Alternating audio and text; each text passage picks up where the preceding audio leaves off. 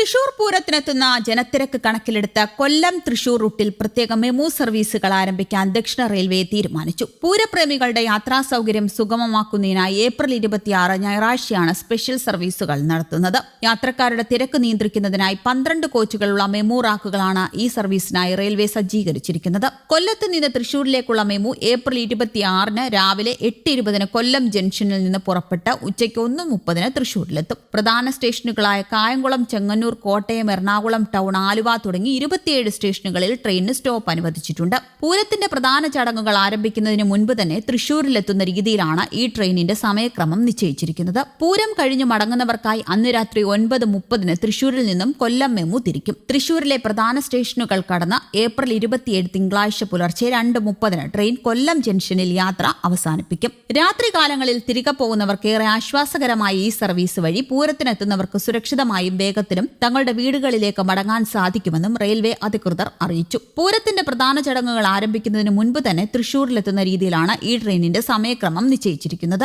അതിനിടെ കൊല്ലം ജംഗ്ഷൻ പ്രവേശന വഴിയിൽ താൽക്കാലിക മാറ്റം വരുന്നു. കൊല്ലം ജംഗ്ഷൻ റെയിൽവേ സ്റ്റേഷനിൽ പുരോഗമിക്കുന്ന പുനർനിർമ്മാണ പ്രവർത്തനങ്ങളുടെ ഭാഗമായി പഴയ പാഴ്സൽ ഓഫീസിനും നിലവിലുള്ള ടിക്കറ്റ് കൗണ്ടറിനും ഇടയിലുള്ള വഴി ശനിയാഴ്ച മുതൽ ഇനിയൊരു അറിയിപ്പുണ്ടാകുന്നതുവരെ അടച്ചിടും. യാത്രക്കാർ സ്റ്റേഷനിലേക്ക് പ്രവേശിക്കാനും പുറത്തേക്ക് പോകാനുമായി കാനറ ബാങ്ക് ATMന് പിൻവശത്തുള്ള നിലവിലെ വഴിയും പുതിയ പാഴ്സൽ ഓഫീസിനും മൾട്ടി ലെവൽ കാർ പാർക്കിംഗിനും ഇടയിൽ സജ്ജീകരിച്ചിരിക്കുന്ന പുതിയ വഴിയും ഉപയോഗപ്പെടുത്തണമെന്ന് റെയിൽവേ അധികൃതർ അറിയിച്ചു. വലിയ തിരക്ക് പ്രതീക്ഷിക്കുന്ന സാഹചര്യത്തിൽ ഈ സ്പെഷ്യൽ സർവീസുകൾ യാത്രക്കാർക്ക് വലിയ സഹായകമാകും. പൊതുഗതാഗത സൗകര്യം വർദ്ധിപ്പിക്കുന്നതിലൂടെ യാത്ര കൂടുതൽ സൗകര്യപ്രദമാക്കുകയാണ് ലക്ഷ്യം. കൂടാതെ ഈ വർഷം ആദ്യം പാലക്കാട്, എറണാകുളം മെമു സർവീസുകളുടെ കോച്ചുകളുടെ എണ്ണവും കൂട്ടിയിരുന്നു. ജോലിക്കാരും വിദ്യാർത്ഥികളും ഉൾപ്പെടെ ദിവസേന ആയിരക്കണക്കിന് യാത്രക്കാർ ആശ്രയിക്കുന്ന ട്രെയിനിന്റെ ദുരവസ്ഥ കാരണമാണ് കോച്ചിന്റെ എണ്ണം കൂട്ടിയത്. 3000-ലധികം ആളുകളാണ് 610 സീറ്റുള്ള പാലക്കാട്, എറണാകുളം മെമുവിൽ ദിവസവും തിങ്ങി നിറഞ്ഞ് യാത്ര ചെയ്തിരുന്നത്. 4 കോച്ചുകൾ കൂടി അധികമായി ഉൾപ്പെടുത്തുന്നതോടെ 300 സീറ്റ് കൂടുതൽ കിട്ടും. 900 പേർക്ക് ഇരുന്ന് യാത്ര ചെയ്യാനുമാകും. ചൊവ്വാഴ്ച ഒഴികെ എല്ലാ ദിവസവും സർവീസ് നടത്തുന്ന ട്രെയിനിൽ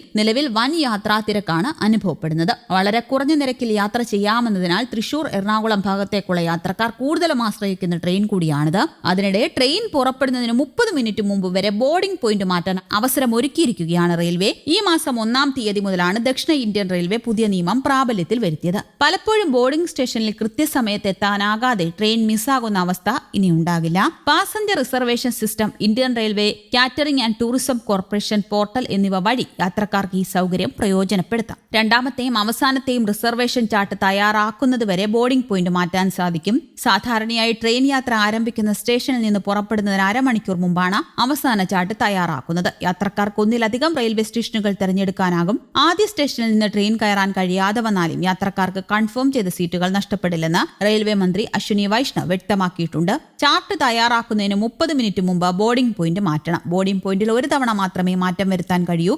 അവസാന ചാർട്ട് തയ്യാറാക്കുന്നതിന് മുമ്പായാണ് അപേക്ഷ നൽകേണ്ടത്. ചാർട്ട് തയ്യാറായ ശേഷമുള്ള മാറ്റങ്ങളൊന്നും അനുവദിക്കില്ല. News desk, Kerala Kaumudi.